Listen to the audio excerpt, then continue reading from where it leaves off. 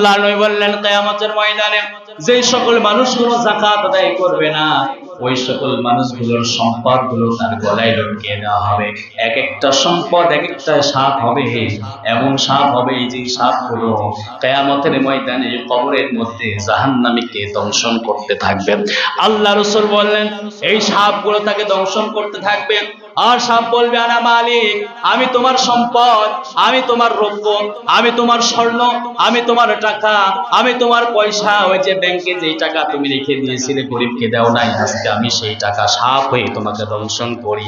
এই যে স্বর্ণের পাহাড় তুমি বানিয়েছো, যে স্বর্ণটা গরিবের হক ছিল তুমি স্বর্ণ গরিবকে বুঝিয়ে দাও নাই, এই যে না দেওয়ার কারণে আজকে তোমাকে আমি সাপ হয়ে দংশন করি। আমার ভাইরা ওই দিন কিয়ামতের ময়দানে এই শুধুমাত্র দান সদকা না করার কারণে, যাকাত না দেওয়ার কারণে আপনাকে কিন্তু কঠিন আযাবের মধ্যে গ্রেফতার হতে হবে। আল্লাহ রাব্বুল আলামিন কোরআনুল কারীমের মধ্যে বলেন ওয়ায়ুকিমুনাস সালাতা ওয়া মিম্মা রাযাকনাহুম ইউনফিকুন। সূরা আল বাকারার মধ্যে আল্লাহ বললেন মুত্তাকি মুমিন হলো তারা ওয়ায়ুকিমুনাস সালাত, যারা নামাজ আদায় করে, নামাজ কায়েম করে, ওয়া মিম্মা রাযাকনাহুম ইউনফিকুন, এবং তাদের সম্পদ থেকে গরিবদের মাঝে খরচ করে। আল্লাহ রাব্বুল আলামিন কোরআনের অসংখ্য জায়গায় যাকাতের কথা বললেন। যেখানে আল্লাহ রাব্বুল আলামিন নামাজের কথা বলেছেন সেখানে আল্লাহ যাকাতের কথা বলছেন। আল্লাহ রাব্বুল আলামিন বললেন ওয়া ইয়াকবালুত তাওবাতা আন ইবাদিহি ওয়া ইয়াখবিরুস সাদাকাত। আল্লাহ বললেন যে সকল মানুষগুলো তাওবা করে ফিরে আসে, ওই সকল মানুষগুলো এবং যারা দান সদকা করে, এই সকল মানুষগুলো এই দুনিয়ার মধ্যে সব থেকে শ্রেষ্ঠ মানুষ। বলেন সুবহানাল্লাহ। রমজান মাস আমাদের এসেছে, তাওবা করার মাস আমাদের এসেছে, দান সদকা করার মাস এসেছে। আল্লাহ রাসূল সাল্লাল্লাহু আলাইহি ওয়াসাল্লাম আরো বলেন ইন্নাস সাদাকাতা তানফা'ু ফি ইয়াদিল্লাহি তাআলা ক্বাবলা আন তাকআ ফি ইয়াদিস সাইল। আল্লাহ রাসূল সাল্লাল্লাহু আলাইহি ওয়াসাল্লাম বলেন যাকাত গরিবের হাতে পৌঁছানোর আগে আল্লাহ রাব্বুল আলামিনের হাতে যাকাত পৌঁছে যায়। বলেন সুবহানাল্লাহ।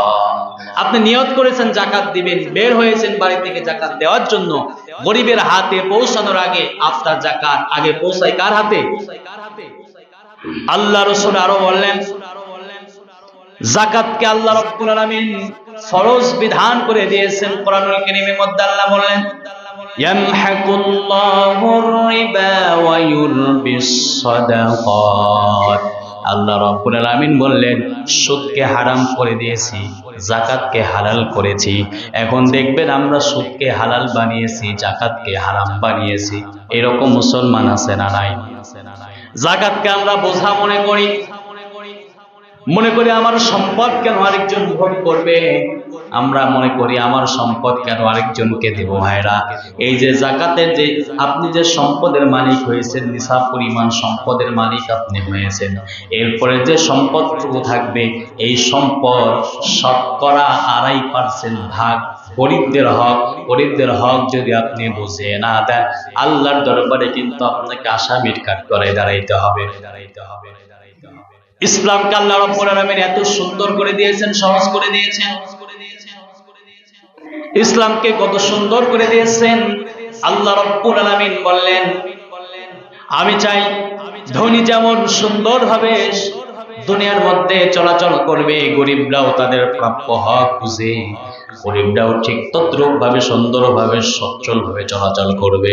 আজকে দেখা যায় আমাদের এই বাংলাদেশের মধ্যে যাকাত ভিত্তিক রাষ্ট্র না থাকার কারণে অনেক সময় দেখা যায় যারা কোটিপতি হয়েছে, টাকা এত পরিমাণ টাকা হয়েছে, টাকা রাখার জায়গা বাংলাদেশের ব্যাংকে নাই, বিদেশে ব্যাংকগুলো তার জন্য ভরপুর হয়ে আছে। আবার গরিবের দিকে তাকান, এমনও গরিব দেখা যায় 3 বেলা ঠিক মতো খাইতে পারে না, এই রকম গরিব আছে না নাই? আজকাল যাকাত আমরা মানুষগুলোকে দিই, কেমন যাকাত দিই দেখেন। একজন জাকাত দেই, জাকাত দেওয়ার জন্য মানুষগুলোকে আগে থেকে আমরা মানুষগুলোকে ডেকে ডেকে একত্রিত করে মিডিয়ার মাধ্যমে আমরা প্রচার করি আমরা জাকাত দিলাম। আমি শুরুতেই বললাম এমন শাড়ি জাকাত দেয়, এমন লুঙ্গি জাকাত দেয় যা একবার পরার পরে ধোয়ার পরে দ্বিতীয়বার আর পরা যায় না, এরকম আছে না নাই? সাহাবে কেরামদের দিকে তাকিয়ে দেখেন, খলিফাতুল মুসলিমিন ওমর রাদিয়াল্লাহু তাআলা আনহুর জামানায় একজন সাহাবী একটি বস্তা মাথায় করে নিয়ে কাঁধে করে নিয়ে মরুভূমির মধ্যে চলাচল করছে। খুঁজতে খুঁজতে দেখে কোথায় কোনো গরিব পাওয়া যায় কিনা, তার যাকাতের সম্পদগুলো গরিবকে দেওয়ার জন্য বেরিয়ে পড়েছে। সারা মরুভূমির মধ্যে ঘুরতে ঘুরতে হঠাৎ করে দেখেন ক্লান্ত হয়ে গেলেন, বিশ্রামের জন্য বসে গেলেন। বিশ্রামের জন্য বসার পরে দেখলেন অপর দিক থেকে একজন ব্যক্তি আসছে। সে মনে মনে ভাবলো, হায় রে, এই মরুভূমির মধ্যে, এই মদিনার মধ্যে আমি কতবার ঘোরাফেরা করলাম, ঘোরাফেরা করার পরে আমি কাউকে পাইলাম না যাকাত দিব, এমন কোন ব্যক্তিকে খুঁজে পেলাম না। ওই যে ব্যক্তিটা আসছে, ওই ব্যক্তিকে আমার যাকাতের সম্পদগুলো দিয়ে আমি বোঝা মুক্ত হয়ে যাব। আল্লাহর বান্দা দাঁড়িয়ে পড়লেন, অপর ব্যক্তিকে দেখে বললেন, ভাই আপনি এখানে কেন? বলে, আমি যাকাতের সম্পদগুলো আমার মাথায় করে নিয়ে এসেছি, আমার সম্পদগুলো দেব, গরিব কোন মানুষকে খুঁজে পাচ্ছি না। অপর ব্যক্তি বলে, ভাই আমিও আমার যাকাতের সম্পদগুলো দেওয়ার জন্য 3টা দিনেই অলিতে গলিতে ঘোরাফেরা করছি, যাকাতের সম্পদ নেওয়ার মতো মানুষ আমি খুঁজে পাচ্ছি না। সুবহানাল্লাহ বলেন।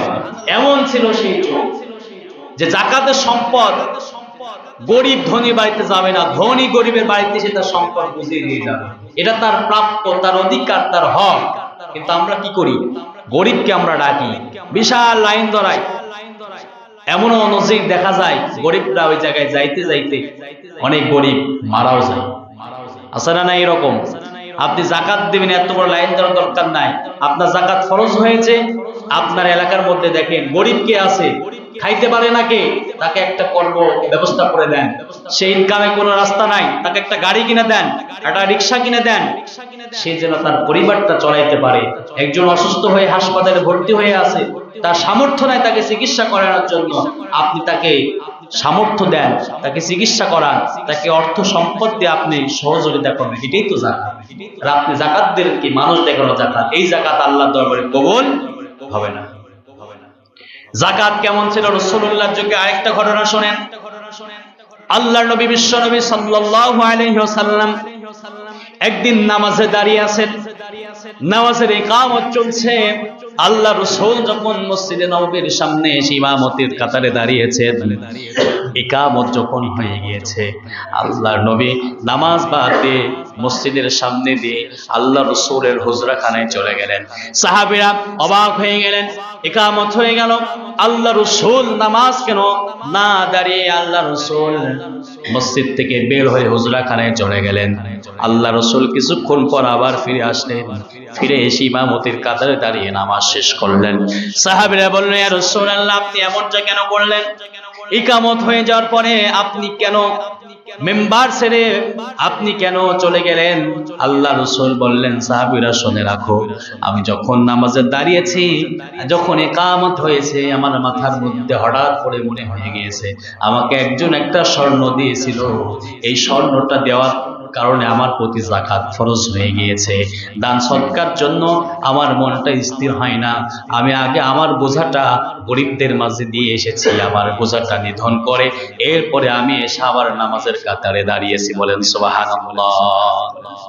যাকাত ছিল ঠিক এই রকম যাকাত রাসূলুল্লাহর যুগে। যাকাত দিতে হবে আপনাকে। কোথায় আপনি যাকাত দিবেন, কোন খাতে যাকাত দিবেন, আল্লাহ রাব্বুল আলামিন স্পষ্টভাবে সুন্দরভাবে বুঝিয়ে দিয়েছে কোথায় যাকাত দিতে হবে। যাকাত দেওয়ার খাত হচ্ছে 8টা। সবাই বলেন কয়টা? আটটা জায়গায় আপনি যাকাত দিতে পারবেন। এই আটটা জায়গায় ব্যতীত অন্য কোনো জায়গায় যাকাত দেওয়া যাবে না। আল্লাহ রাব্বুল আলামিন কোরআনুল কারীমের মধ্যে বলেন, ইন্নামাস সাদাকাতু লিল ফুকারাই ওয়াল মাসাকিন ওয়াল আমিলিনা আলাইহা ওয়াল মুআল্লাফাতি কুলুবুহুম ওয়া ফির রিকাবি ওয়াল গারিমিনা ওয়া ফি সাবিলিল্লাহি ওয়া বিস সাবিল ফারিদাতাম মিনাল্লাহ আল্লাহু আলিমুন হাকীম।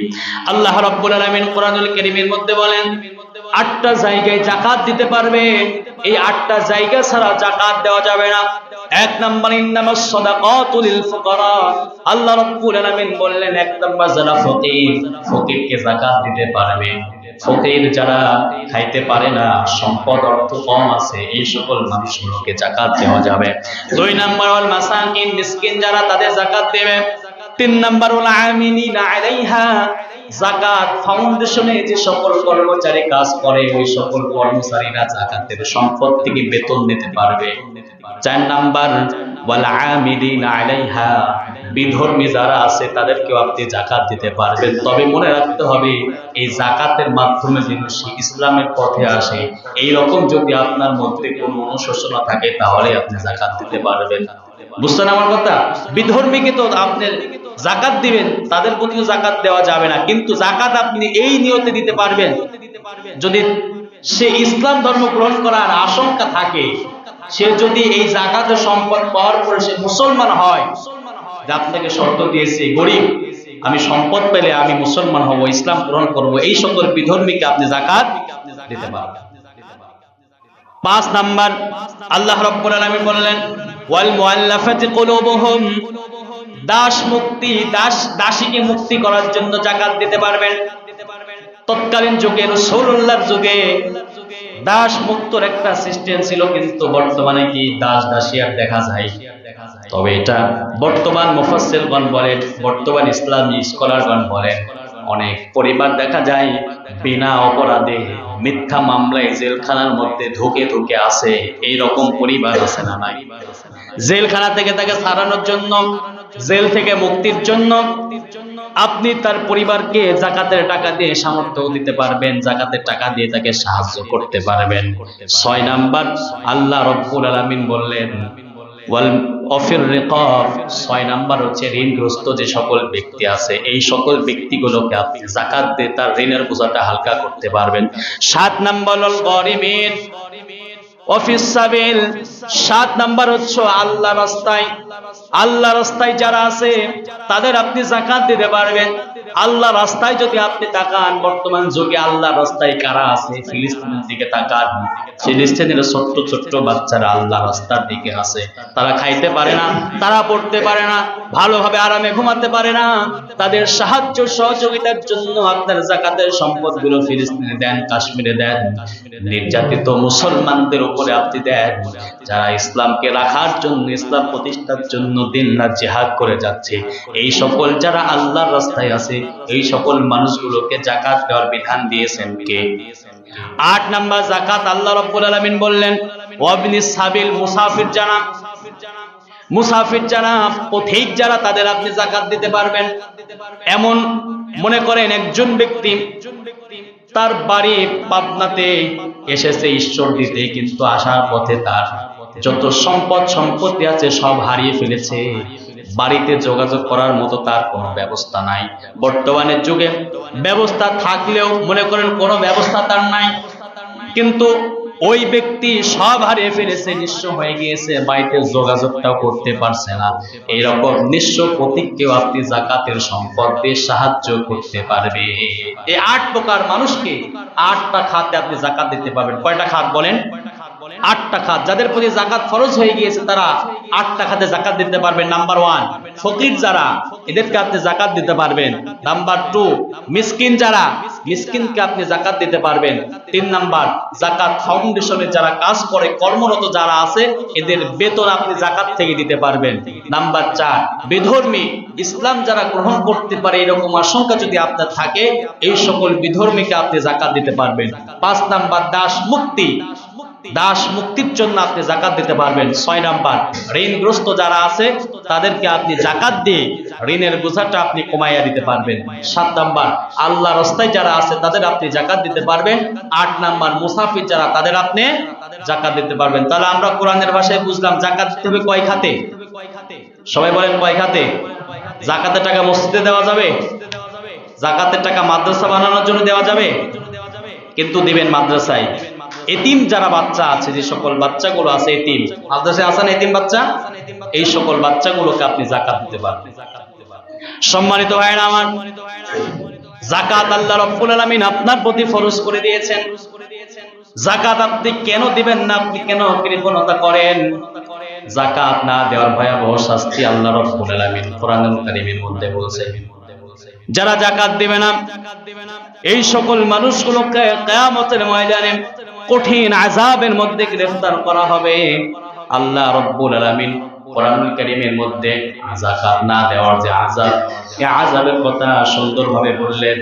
ওয়াল্লাযীনা ইয়াকনিজুনা আয-যাহাবা ওয়াল ফিদ্দাতা ওয়া লা ইউনফিকুনাহা ফী সাবিলিল্লাহ ফাবাশশিরহুম বিআযাবিন আলীম।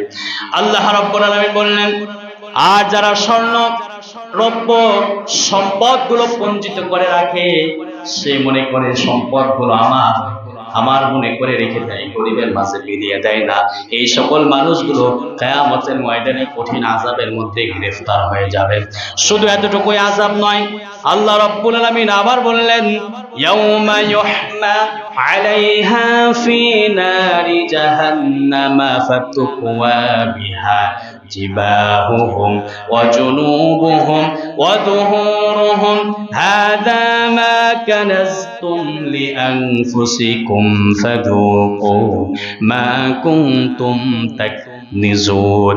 আল্লাহ রাব্বুল আলামিন বললেন, ইয়াউমা ইউহমা আলাইহা ফী নারি জাহান্নাম, সে তো জাহান্নামে যাবে, সে আগুনের মধ্যে পড়বে। আবার শুনে রাখো, আলাইহা ফী নারি জাহান্নাম জিবাহুহুম, আল্লাহ রাব্বুল আলামিন বললেন যারা যাকাত দিবে না তাদের সম্পদগুলো সে রেখে দিবে, মনে করবে যাকাতকে বোঝা মনে করবে। যে সকল মানুষগুলো গরিবের হক গরিবকে বুঝিয়ে দেবে না, কিয়ামতের ময়দানে 1 নাম্বার শাস্তি, সে জাহান্নামে যাবে। 2 নাম্বার, আল্লাহ রাব্বুল আলামিন বললেন আগুনের লোহা, সীসা ঢালা লোহা দিয়ে তাকে কপালের মধ্যে ছ্যাঁকা দেওয়া হবে, ছ্যাঁক দেওয়া হবে কপালে। আল্লাহ রাব্বুল আলামিন কোরআনুল কারীমের মধ্যে বললেন, ওয়া জুনুবুহুম, তার পার্শ্বদেশে এই আগুনের লেলিহান লোহা দিয়ে ছ্যাঁক দেওয়া হবে। আবার আল্লাহ রাব্বুল আলামিন আরেক জায়গায় বললেন, ওয়াজহুরিহিম, তার পৃষ্ঠদেশে আগুন দিয়ে তাকে ছ্যাঁক দেওয়া হবে।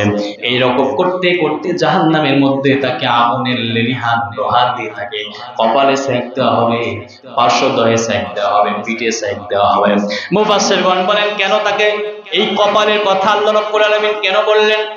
অনেক সময় দেখা যায় একজন সম্পদওয়ালা ব্যক্তির কাছে যদি কোনো গরিব গিয়ে হাত পাতে, দেখবেন এই সম্পদওয়ালা ব্যক্তি প্রথমে তার চোখটা কুচরায় গরিবের দিকে, ও দৃষ্টি দিয়ে তাকায়, কপালটা গোছায়। এরকম আছে না নাই বলেন? এই জন্য আল্লাহ রাব্বুল আলামিন শুরুতেই বললেন, যারা যাকাত আদায় করবে না, যারা যাকাতকে বোঝা মনে করবে, গরিবের সম্পদ গরিবকে বুঝে দেবে না, এই সকল মানুষগুলো প্রথমেই লোহার ছ্যাঁক দিয়ে কপালের মধ্যে ছ্যাঁক দেওয়া হবে, পৃষ্ঠদেশে ছ্যাঁক দেওয়া হবে, তার বুকে ছ্যাঁক দেওয়া হবে। আল্লাহ রাব্বুল আলামিন আবার বললেন, হাদা মা কানাসতুম লিআনফুসিকুম, এবং তার সম্পদগুলো তার গলায় লটকিয়ে দেওয়া হবে, এবং সম্পদগুলো ওই দিন কিয়ামতের ময়দানে কোনো কাজে আসবে না। আল্লাহ রাসূল সাল্লাল্লাহু আলাইহি ওয়াসাল্লাম হাদিসের মধ্যে বলেন, ক্বালা রাসূলুল্লাহ সাল্লাল্লাহু আলাইহি ওয়াসাল্লাম, মান আতাহু আল্লাহু মালা ফালাম ইউআদ্দা যাকাতাহু মুতাল্লিলাহু মালুহু ইয়াওমাল কিয়ামাতি শুজাআন আখরা'াহু যাবিবাতান ইউতাওয়াফাহু ইয়াওমাল কিয়ামা থুম্মা ইউখাযু বিলিহমাতিহি থুম্মা ইয়াকুলু আনা মালিক ওয়া আনা কানজিক। আল্লাহ নবী বললেন, কিয়ামতের ময়দানে যে সকল মানুষগুলো যাকাত আদায় করবে না, ওই সকল মানুষগুলোর সম্পদগুলো তার গলায় লটকিয়ে দেওয়া হবে। এক একটা সম্পদ এক একটা সাপ হবে, এমন সাপ হবে যে সাপগুলো কিয়ামতের ময়দানে কবরের মধ্যে জাহান্নামীকে দংশন করতে থাকবে।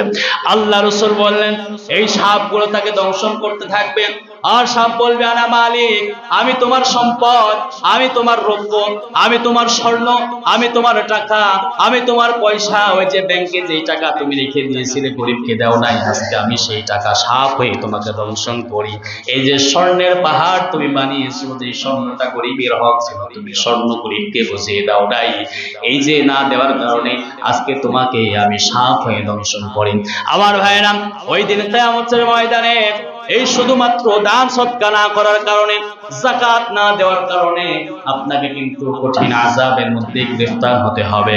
আল্লামা শামসুদ্দিন যাহাবী রাহমাতুল্লাহি আলাইহি থেকে এই ঘটনা বর্ণিত হয়েছে।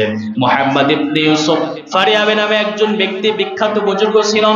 একদিন সে রাস্তা দিয়ে হাঁটতে হাঁটতে দেখে একটা বাড়ির সামনে গিয়ে পৌঁছালো। ওখানে গিয়ে দেখে একজন মানুষ বসে থেকে কান্না করছে। আল্লাহর বান্দা বললেন, ভাই তুমি কেন কান্না করো? বলে আমি কান্না করি, আমার ভাই দুনিয়ার মায়া ছেড়ে চলে গিয়েছে। বলে আমার ভাইয়ের জন্য আমি কান্না করি। আল্লাহর বান্দা বলেন, ভাই দুনিয়ার মায়া ছেড়ে তো সকলকে চলে যাইতে হবে, তুমি এখনো পর্যন্ত কেন কান্না করো? তোমার ভাই তো মারা গিয়েছে অনেকদিন আগে, তুমি আজও কেন কান্না করো?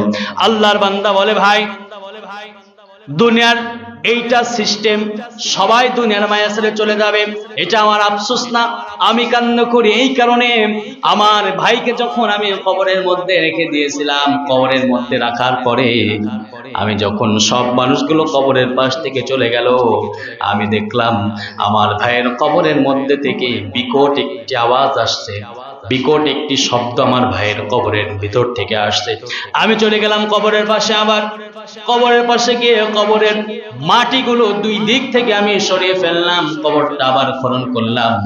খনন করে দেখে আমার ভাইয়ের দুইটা হাত আগুনে জর্জরিত হয়ে আছে, আগুন জ্বলছে আমার ভাইয়ের দুইটা হাতে। আমি যখন হাতটা বাড়াইলাম, আমার হাতে আগুনের ছ্যাক লাগছে, এখনো পর্যন্ত আমার হাত পুরে ফুসকা পড়ে আছে। ওই যে আগুনের ছ্যাকটা আমার হাতে লাগছে, ওই কবরের কথা যখন আমার মনে হয়, তখন আমার চক্ষু দিয়ে পানি বের হয়ে যায়। আল্লাহর বান্দা বলেন, ভাই তোমার ভাইকে দুনিয়ার মধ্যে ভালো ছিল না? বলে আমার ভাই দুনিয়ায় নামাজ কোনোদিন বাদ দেয় নাই, আমার ভাই দুনিয়ায় রোজা কোনোদিন বাদ দেয় নাই, আমার ভাই সব কিছু করেছে, তাহাজ্জুদ করেছে, নামাজ পড়েছে, রোজা রমজানের 30টা রোজা করেছে। বলে তাহলে তোমার ভাই কেন জাহান্নামের মধ্যে পড়ছে? বলে ভাই আমার ভাইয়ের সম্পদগুলো ছিল, সম্পদ আমার ভাই কাউকে দেয় নাই, সম্পদগুলো রেখে দিয়েছে। আমার মনে হয় এই যে হাত দিয়ে দান করে নাই, সম্পদগুলো দেয় নাই, এই সম্পদগুলো মানুষের মাঝে না দেওয়ার কারণে আজকে সম্পদের জন্য আমার ভাইকে জাহান্নামের আগুন কবরের মধ্যে থেকে শুরু হয়ে গিয়েছে। আমার ভাইরা, আমরা যারা এখানে আছি, আমাদের সম্পদ যাদের আছে, যতটুকু সম্পদ আপনার থাকবে, ওই সম্পদটা আপনি গরিবদের মাঝে দান করেন, ওই সম্পদটাই আপনি অভাবী যারা আছে তাদের আপনি সাহায্য করেন। আপনি কি জানেন না, আপনি যে সম্পদটা দান করবেন, ওই সম্পদটা কোনোদিন নষ্ট হবে না। আপনি 1 টাকা দান করলে ওই দানটা সুন্দর হবে। রেখে দেন কে বলেন? একটু জোরে বলেন, কে রেখে দেন? আল্লাহ রাসূল বলেন, ইন্নাস সাদাকাতু তারাক্তুল বালা, দান সদকা মানুষকে বিপদ থেকে হেফাজত করে। আপনি অসুস্থ হয়ে গিয়েছেন, দান করেন আল্লাহর রাস্তায়, আল্লাহ আপনাকে বিপদ থেকে কাটিয়ে দিবে। আপনি অসুস্থ আছেন, আল্লাহর রাস্তায় দান করেন, আল্লাহ আপনাকে সুস্থতা দিয়ে দিবে। আপনি অভাবের মধ্যে পড়ে গিয়েছেন, মনে করছেন এখন অভাবে আছি, আল্লাহর ঘরে আপনি দান করেন, দেখবেন আল্লাহ আপনার অভাব পূরণ করে দেবে। রাসূলুল্লাহর যুগের একটি ঘটনা, একজন ইহুদি মহিলা, মুসলমান না, ঈমান আনে নাই, ইহুদি একজন মহিলা শুনেছে দান করলে, দান সদকা করলে নাকি সম্পদ বেড়ে যায়, সম্পদ হয় না। আল্লাহর বান্দি ইহুদি আল্লাহর নবীর এই মুখের কথা শোনার পরে তার যে সম্পদ ছিল, উট ছিল, ওই উটের সম্পদ থেকে 40 ভাগের 1 ভাগ গরিবদের মাঝে দান করে দিয়েছে। তৎকালীন জামানায় ওই সমাজের মধ্যে মানুষগুলো ব্যবসার জন্য মদিনা থেকে সিরিয়ায় যেত, মিশরে যেত। মদিনায় সেই ইহুদি, সেই মহিলা একটি দল, ব্যবসায়িক একটি দল 100 উট নিয়ে যখন ব্যবসা করার জন্য সিরিয়ায় পাঠিয়েছে, আসার পথে যেই দিন ফেরত আসবে, ওই দিন মহিলার কানে খোঁজ আসে, মদিনার রাস্তায়, সিরিয়ার মাঝামাঝি মদিনা আসার রাস্তাতে একদল ডাকাত সব মানুষের সম্পদগুলো ছিনিয়ে নিয়েছে, ব্যবসায়িকদের সম্পদগুলো নিয়ে নিয়েছে, ব্যবসায়িকদের উটগুলো নিয়ে নিয়েছে, ঘোড়াগুলো নিয়ে নিয়েছে। আল্লাহর বান্দি ইহুদি মহিলা বলে, আমি তো দান করেছি, আমি তো সদকা করেছি, আমি তো যাকাত দিয়েছি, আমি তো মুহাম্মাদুর রাসূলুল্লাহর কথা শুনেছিলাম, আজকে যদি আমার এই বাহিনী যদি বিপদে পড়ে যায়, আমি আল্লাহর নবী মুহাম্মদকে গিয়ে ধরবো, বলবো তুমি তো বলেছিল দান সদকা করলে সম্পদ কমে না, সম্পদ বাড়ে। আল্লাহর বান্দি মহিলা চিন্তা করছেন, হঠাৎ করে দেখেন তার ঘরের পাশে তার উটের খুরের শব্দ সে শুনতে পায়। আল্লাহর বান্দি ঘর থেকে বেরিয়ে পড়েছে, মুসলমান না কিন্তু দেখেন ইহুদি।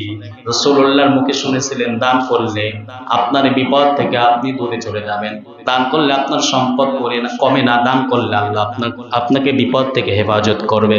ইহুদি হওয়ার পরেও দান করেছিল, ইহুদি হওয়ার পরেও তার সম্পদকে বাঁচানোর জন্য, যদিও সওয়াবের আশাই করে নাই, সম্পদ বাঁচানোর জন্য দান করেছিল। আল্লাহর বান্দি ঘর থেকে বেরিয়ে গেলেন, বেরিয়ে দেখেন তার যে বাহিনী ছিল ব্যবসার জন্য যারা চলে গিয়েছিল, 80টা থেকে 100টা উট নিয়ে তারা ব্যবসায় গিয়েছে। তারা সশরীরে সুন্দরভাবে সব উটগুলো নিয়ে আবার এই মদিনার মধ্যে চলে এসেছেন। আল্লাহর বান্দি বললেন, ও ব্যবসায়িকরা, তোমরা কি শোনো নাই মদিনার মধ্যে ডাকাত দল হানা দিয়েছে? আমি তো খবর পেলাম, আমি তো চিন্তায় ছিলাম ডাকাত হানা দিয়েছে, তোমরা কি ডাকাতের কবলে পড়ো নাই? ব্যবসায়িকরা বলে, আমরা ডাকাতের কবলে পড়ি নাই, ডাকাত আমাদের দেখে নাই বলে কিভাবে সম্ভব? বলে, আমরা যখন আস্তে আস্তে আমাদের প্রথম যে উটটা ছিল, এই উটটা গর্তের মধ্যে পড়ে গিয়েছে, উটটা অসুস্থ হয়ে গিয়েছে। উটের একটা সিস্টেম আছে, প্রথম উট যেইভাবে চলাচল করে পরের উটগুলো ঠিক তাকে অনুসরণ করে সেইভাবে চলে। প্রথম উট যদি দাঁড়িয়ে যায় পরে সব উটগুলো দাঁড়িয়ে যায়। আল্লাহর বান্দিকে বললেন, আমাদের প্রথম যে উটটা ছিল এই উটটা ওখানে দাঁড়িয়ে গিয়েছে, অসুস্থ হয়ে গিয়েছে, মাটিতে পড়ে গিয়েছে, সব উটগুলো দাঁড়িয়ে গিয়েছে। তার কিছুক্ষণ পরে আমরা খোঁজ পেলাম, আমরা কানে শুনলাম মদিনার মধ্যে ডাকাত দল হানা দিয়েছে। আমরা ওইখানে দাঁড়িয়ে থাকলাম, ডাকাত দল আমাদের পাশ কেটে চলে গেল, কিন্তু আমরা দেখলাম ডাকাতরা আমাদের দিকে তাকাইলো না, ডাকাতরা আমাদের দিকে একবারের জন্য তাকাই নাই। ডাকাত দল যখন চলে গিয়েছে আমরা তখন ঠিক আবার উটগুলো নিয়ে আবার সুন্দরভাবে মদিনার মধ্যে প্রবেশ করেছি। আল্লাহর বান্দি বললেন, ইহুদি হওয়ার পরে বললেন যে মুহাম্মদ সেই দিন বলেছিল দান করলে মানুষকে আল্লাহ রাব্বুল আলামিন বিপদ থেকে বাঁচিয়ে দেয়, নিশ্চয় তার কথা সত্য, তার কথার মধ্যে কোনো ভুল নাই। বলেন সুবহানাল্লাহ। এই দান সত্য করলে আপনাকে আল্লাহ বিপদ থেকে বাঁচিয়ে দিবে। আপনি অসুস্থ হয়েছেন, দান করেন। আপনি এমন রোগে আপনি আছেন যে রোগ দুনিয়ার কোনো ডাক্তার সারতে পারে না, রোগ সারতে পারেন কে? সব অসুস্থতা সুস্থতা দান করতে পারেন কে? আমি শুনেছি এলাকার মধ্যে, আমি 1-1.5 মাস আগে শুনছিলাম যে অনেক মানুষ অসুস্থ, প্রায় 20-22 জন। আজকে আবার শুনলাম এখনো তারা সুস্থ হয় নাই। আপনারা আল্লাহর কাছে বেশি বেশি দান করেন, আল্লাহর কাছে বেশি বেশি চান। রমজান মাস এসেছে, এমনও হতে পারে এই মাসের উসিলা করে আল্লাহ আপনাদের রোগটাকে মুক্তি করে দিতে পারে। বলেন সুবহানাল্লাহ। এই জন্য এই মাসটা দান সৎকার মাস। প্রতিটা পরিবার থেকে আপনার গরিবকে দান করেন, মিসকিনদের দান করেন। আপনার প্রতি যদি যাকাত ফরজ না হয়, আপনি ফিতরার টাকাটা গরিবদের দেন।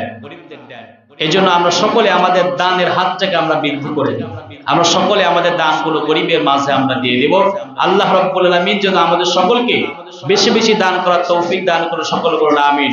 প্রিয় ভাইয়েরা আমার, যাকাত সম্পর্কে অনেক আলোচনা, বিস্তারিত ব্যাখ্যা বলার সময় এখন নাই। যতটুকু টাচ দিয়েছি 8টা খাতে আপনি যাকাত দিতে পারবেন। আর যাকাত ফরজ হওয়ার মূল শর্ত হচ্ছে আপনাকে নিসাব সমপরিমাণ সম্পদের মালিক হতে হবে। এখন নিসাব আপনারা সকলে জানেন, বর্তমান যুগে ক্যালকুলেশন করে যে অর্থটা হয়, তবে মনে রাখবেন সোনা আর রূপা, সোনা আর রূপা এই মাসআলাটা শুধু বলি, সোনা আর রূপার দামের পৃথক কিন্তু অনেক অনেক পৃথক না। 7.5 ভরি সোনার মূল্য আর 52.5 তোলা রূপার মূল্য কি এক? প্রায় 5 থেকে 6 গুণ, তারও বেশি ডিফারেন্ট। কিন্তু বর্তমানে আপনারা সোনার দামটা ধরবেন না, রূপার দাম ধরবেন। কিসের দাম? রৌপ্যের দামটা ধরবেন। বর্তমানে স্কলারগণ বর্তমানে যেই 26 সালে যে ফতোয়া এসেছে যে আপনারা রূপার দামটা গ্রহণ করবেন, কারণ রূপার দাম আপ ডাউন হয়, রূপার দামটা অনেক আপ ডাউন হয়, রূপার দামটা আস্তে আস্তে কমের দিকে আসে। রাসূলুল্লাহ যুগে যখন সোনা রূপার একটা ভাগ ছিল তখন এই দুইটার দাম সমপরিমাণ ছিল, কিন্তু আস্তে আস্তে রূপার দামটা কমে আসছে। কিন্তু সোনার দাম, সোনা এখন পর্যন্ত ঠিকভাবে আছে, যেন সোনার দামটা এখনো ওই রকমই আছে। আপনি যদি রূপার দামটা ক্যালকুলেশন করে রূপার দাম অনুযায়ী যদি আপনি যাকাত দেন, আপনার এতে লাভ আছে দুইটা। কয়টা লাভ? দুইটা। এক নাম্বার, আপনার প্রতি যাকাতটা ফরজ হয়ে গেল, আপনি যাকাতটা আদায় করতে পারলেন, আপনি আল্লাহর কাছে ঋণী থেকে আপনি মুক্ত হলেন।